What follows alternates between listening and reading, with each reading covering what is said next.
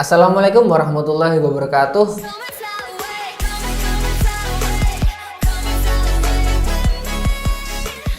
Kembali lagi di channel Al-Fatih Steel. Pada kesempatan kali ini kita mau ngobrolin tentang rangka atap baja ringan ini. Nah, ini penting banget nih buat teman-teman yang punya rencana bikin rangka atap baja ringan, bangun rumah dengan rangka atap baja ringan. Kebetulan kita sudah ada Mas Mada, pakar baja ringan Jogja, sekaligus owner Al-Fatih Steel. Gimana Mas Mada kabarnya? Sehat. Alhamdulillah. Ya. Gimana Mas Fatan? Ini cukup penting ya karena beberapa kali ya di media sosial kita ternyata ada banyak masyarakat yang belum teredukasi dengan produk baja ringan, sehingga kita di sini bisa memberikan penjelasan agar masyarakat teredukasi dan tidak salah kaprah lagi tentang baja ringan. Ya. Kita mulai pembahasannya dari ini ada banyak orang yang membandingkan baja ringan dengan kayu, dikatakan kayak kuatan baja ringan ini lebih murah pakai kayu dan lain sebagainya. Kalau dari Mas Mada gimana tanggapannya Mas? Ya sih, itu banyak banget di lapangan seperti itu tanggapan-tanggapan, apalagi orang-orang tua ya yang mantepnya hatinya itu pakai kayu itu. Dan uniknya juga ada ada sedikit perdebatan antara anak dan orang tuanya gitu kan. Jadi anaknya itu udah modern gitu kan, jadi pengen baja ringan, orang tuanya pengen ke kayu gitu. Jadi itu perdebatan. Jadi kalau orang tua itu kebanyakan yang pedesaan itu pengen mantepnya pakai kayu rangka atapnya gitu, nggak mantep kalau nggak pakai kayu gitu. Tapi anaknya pengen baja ringan itu juga banyak. Kalau menurut saya sih itu kemantapan dari hati aja sih, maksudnya pengen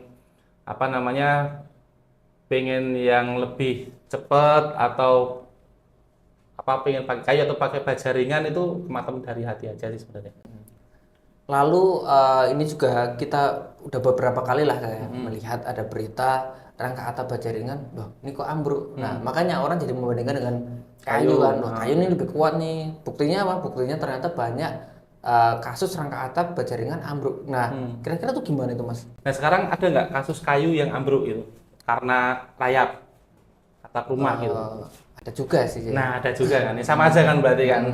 Kalau kayu itu bisa juga ambruk, baja ringan juga bisa. Tapi kalau baja ringan itu bukan dari segi materialnya, tapi itu dari segi pemasangannya gitu ya. Jadi banyak faktor sih baja ringan. Kalau pemasangannya benar, teknisnya benar dengan struktur yang benar, insya Allah kuat lah. Kayak kita nih Al-Fatih Steel juga udah dari 2014 dan sampai sekarang itu berapa tahun? 10 tahun ya? Iya, 10 itu tahun. Alhamdulillah nggak ada komplain, nggak ada yang rubuh, nggak ada yang ambruk, aman semua. Jadi itu kalau ada berita baja ringan ambruk ya kita investigasi dulu ini kesalahannya di mana, bukan karena baja ringannya. Banyak juga baja ringan yang masih kokoh-kokoh aja 20 tahun gitu, 10 tahun seperti kita banyak gitu kan. Jadi ketika ambruk itu kan yang diekspos seperti itu kan. Itu. Jadi nggak bener lah. Baja ringan tetap kuat. Berarti itu kemungkinan itu karena jasa pemasangannya ya, atau aplikatornya yang mungkin bermasalah atau itu ya ada beberapa faktor sih. Mungkin yang pertama di teknisi juga bisa. Di teknisi itu kurang menguasai atau teknisinya abal-abal lah ya ibaratnya ya, seperti itu. Terus yang kedua, kita nggak tahu kalau segi ada lelang di pemerintahan itu speknya itu seperti apa nih, dikurangi apa enggak, nanti ada korupsi enggak di atas, sehingga nanti yang jatuh ke aplikator itu ternyata nanti bisanya cuman spek yang tidak memenuhi syarat, itu kan juga bisa. Jadi pastikan juga spek dan teknisinya itu sesuai dengan standar, gitu aja sih. Ya. Nah mungkin ini penting juga nih buat teman-teman di rumah ini. Nah ini kan kalau ngomongin spek kan mungkin banyak orang yang mungkin belum familiar atau belum tahu nih, daripada nanti ketika pasang ternyata diakali. Kira-kira mungkin dari Mas Mada bisa menjelaskan lah standar spek untuk rangka atap baja ringan yang safety, yang aman, yang kuat itu kira-kira yang seperti kayak gimana Mas? Oh ya, kalau spek baja ringan itu yang pertama kita harus pastikan materialnya itu SNI ya. SNI itu sudah harus pasti SNI. Terus Yang kedua, ketebalan materialnya itu minimal 0,75 untuk kanalnya. Terus untuk ringnya minimal 3045. Itu yang banyak kita kerjakan di proyek-proyek seperti itu. Jadi minimal untuk spek materialnya seperti itu tadi. Oh iya iya iya. Itu untuk spek ya, untuk spesifikasinya ya. Jadi kalau teman-teman mau pasang baja ringan terus punya vendor atau aplikator yang mau masang, dicek dulu nih itu SN-nya apa enggak gitu kan, terus ketebalannya berapa, biasanya ada nih, ada toknya, ada stempelnya di baja ringan itu, dilihat. Kalau 0,70 atau 0,65 suruh pulang aja, suruh balikin gitu. Minimal 0,75. Saya agak tertarik nih dengan video di Alphati Steel dulu, kalau nggak salah dari Mas Mada pernah itu ada kesalahan dari pemasangan kuda-kuda rangka atap. Nah, kalau kalian belum lihat, ini videonya ada di deskripsi ya Mas. Ya, mungkin di situ ada. Nah, kira-kira kesalahan apa sih yang dari kuda-kuda tersebut? Oh, itu menarik sih. Itu pada saat saya pulang dari proyek gitu. Kita mau perjalanan pulang, saya di kiri jalan ada pembangunan. Saya lihat baru masang baja ringan. Terus tak lihat webnya gitu, kok nggak standar gitu. Jadi saya inisiatif berhenti, terus kita videokan untuk edukasi teman-teman juga gitu. Itu kesalahannya di struktur web.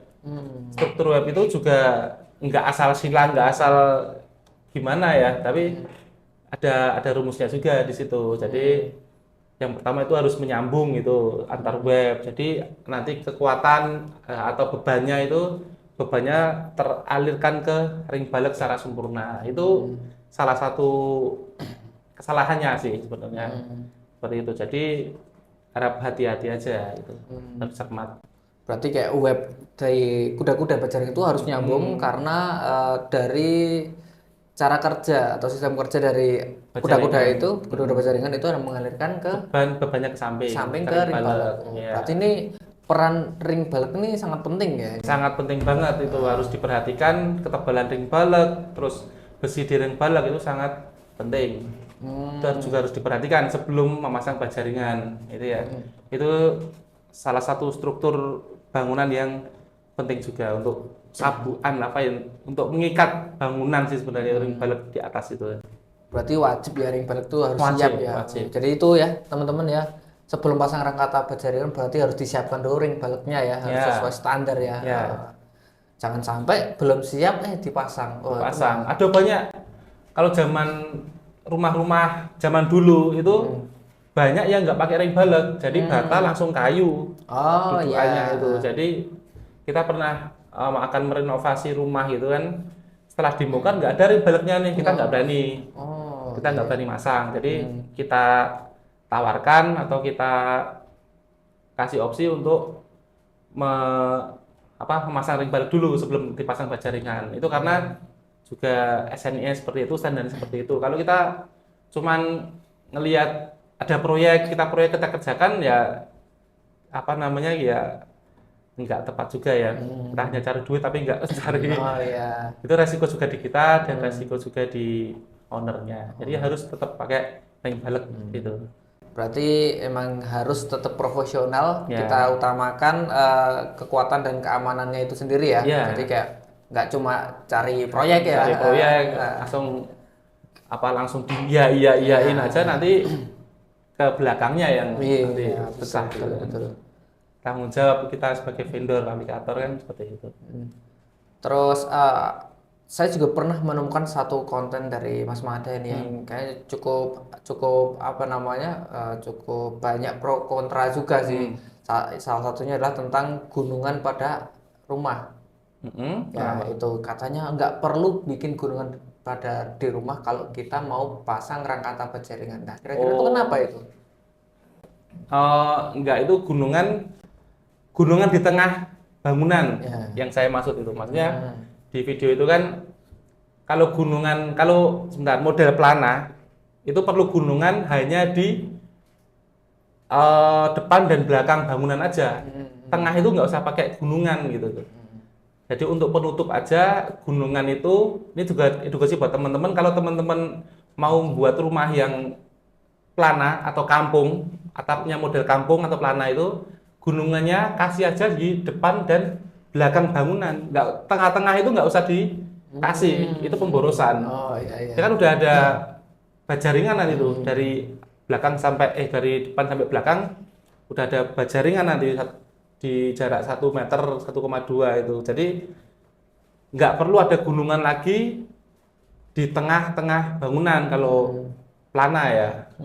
Seperti itu. Kalau baja ringan nggak usah ada gunungan lagi di tengah. Itu pemborosan bisa sekarang biaya tukang berapa buat gunungan seperti itu, cor kan itu, cor semen, tukang berapa, semen berapa, pasir berapa, waktunya berapa, itu udah habis di sana. Maksudnya bakal banyak biaya terbuang di sana gitu.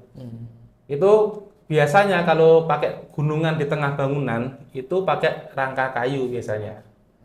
Itu yang untuk kalau rangkanya kayu harus pakai gunungan di tengah karena bentangan kayunya sendiri kan nggak panjang kan untuk penopang apa namanya usuknya itu. Jadi perlu kalau baja ringan nggak usah pakai itu, hanya gunungan di depan dan di belakang cukup itu.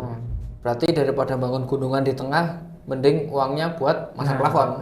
Ya iya, Bisa buat nambah plafon ya. Iya. Iya. Untuk nambah-nambah apa upgrade dari baja ringannya itu sendiri kan, untuk upgrade genteng itu masih banyak kalau bangun rumah kan masih. Iya iya. Itu udah berapa juta sendiri untuk bangun gunung tengah. Iya. Itu kan kalau misal bangun rumah baru ya. Nah, misalnya ini Mas, ini mungkin dari teman-teman ada yang udah punya rumah ya, rangka atapnya kayu, mau upgrade ke apa namanya pindah ke rangka atap baja ringan. Nah, kebetulan sekarang kan baru musim hujan. Nah, itu bisa disiasati nggak sih? Sebenarnya bisa tapi nggak secepat kalau cuaca sedang cerah gitu ya. Jadi kita harus bertahap kalau musim hujan gitu. Jadi kalau menurut saya sih rekomendasi kalau mau renovasi atap itu kita melihat cuaca dulu. Lihat cuaca yang tidak musim hujan biar apa namanya ya biar cepat pekerjaannya, terus apa barang-barang yang di bawah juga nggak basah, nggak rusak gitu. Jadi pilihlah bulan-bulan yang musim kemarau sih sebenarnya seperti itu. Jadi kalau musim hujan ya kalau bocor ya dinikmati dulu lah daripada dibongkar tapi terus hujan deras semuanya jadi kolam renang rumahnya. Kalau misalnya udah genting ini, ini udah rayapnya udah parah ini Mas. Itu bisa nggak sih kita ganti atap tanpa bongkar atap utama yang lama?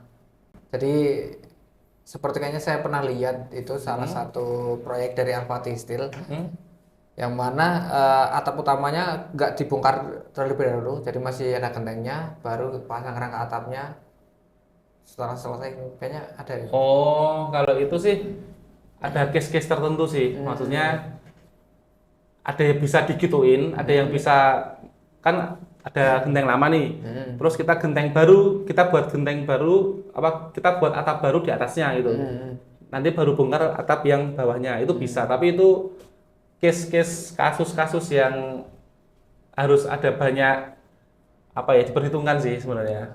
Di lokasi juga harus diperhitungkan, terus bentuk atap juga harus diperhitungkan gitu.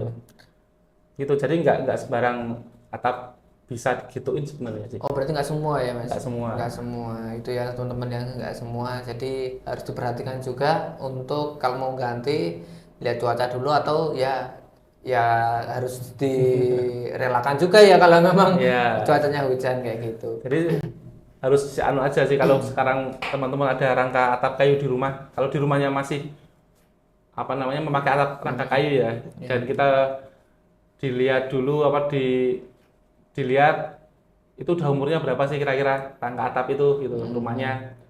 Kalau udah 15 tahun ke atas ada baiknya dicek rutin setiap tahun itu udah ada rayap apa belum gitu kan. Nanti bisa siap-siap untuk renovasi atapnya. Jadi nggak nunggu ambruk dulu baru renovasi ya itu kan susah itu juga. Iya.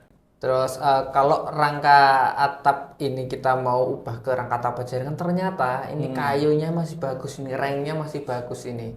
Nah, rang atap kayunya. rangka atap yang lama yang kayu itu masih bagus ini. Hmm. Apakah bisa nih kalau misalnya dikombinasikan gitu? Oh, bisa aja sih. Misalnya kayak rumah saya itu ya, itu mau ganti, kalau rumah saya itu mau ganti atap, terus rengnya udah jelek gitu, jadi usuknya masih bagus. Itu yang kita pertahankan usuknya, usuk kayu, nanti rengnya pakai bajaringan, terus ganti genteng yang baru. Berarti dikombinasikan antara kayu dengan baja ringan. Dikombinasikan. Bisa kalau masih blandernya masih bagus, kayunya usuknya masih bagus, tapi mau ganti atap, mungkin dari atap soka mau ke keramik atau ke genteng flat beton, itu bisa ganti bongkar atap, ganti reng untuk pakai bajaringan, langsung ganti atap yang baru, bisa itu. Oh ya, ya teman-teman ya, itu berarti lebih hemat juga ya. Kalau misalkan ternyata masih bagus, Lebih hemat, apa namanya, blandernya, usuknya itu masih bagus, lebih gitu. hemat. Nah, Lebih itu cepat juga lebih cepat pengerjaan. ya. Nah, di Alphatistel pun juga bisa ya untuk mengerjakan Bisa, atap, bisa. ya. Bisa. Iya itu ya teman-teman ya. Cuman mungkin kalau teman-teman ada pertanyaan, mungkin bisa di komen ya, di kolom komentar. Nanti iya, kita betul. usahakan jawab sebisa kita ya. Jadi kalau kalau teman-teman punya pengen renovasi atau mau bangun bajaringan di daerah Jogja, Jateng, itu bisa ke kita juga. Banyak sih yang tanya, tapi di Jabodetabek, waduh ya, doakan aja bisa ada Alphatistil di sana gitu ya. Amin. Gitu Mas Mada. Nah, kalau dari Mas Mada sendiri dari Alphatistil ini udah 10 tahun, kira-kira apakah ada proyek-proyek yang menarik untuk diceritakan? Mungkin ada case-case yang khusus kayak gitu, Mas? Oh, itu nanti di video selanjutnya aja. Oh, video selanjutnya aja. Oke. Ada banyak ya. Ada banyak. Ya mungkin itu tadi obrolan saya dengan Mas Mada, pakar bajaringan Jogja ya, ingat ya, dan owner dari Alphatistil. Buat teman-teman di Jogja yang mau konsultasi tentang rangkata bajaringan bisa hubungi Alphatistil atau langsung ke Mas Mada ya. Dan seperti itu, semoga perbincangan kami kali ini bisa bermanfaat buat teman-teman ya, buat menambah ilmu ataupun untuk teman-teman yang berencana mau pasang rangkata bajaringan ya. Oke, sekian dulu dari kami, dari Alphatistil. Nanti kalau ada pertanyaan langsung aja di kolom komentar, kita akan bantu jawab ya. Oke, sampai jumpa di video berikutnya. Assalamualaikum warahmatullahi wabarakatuh.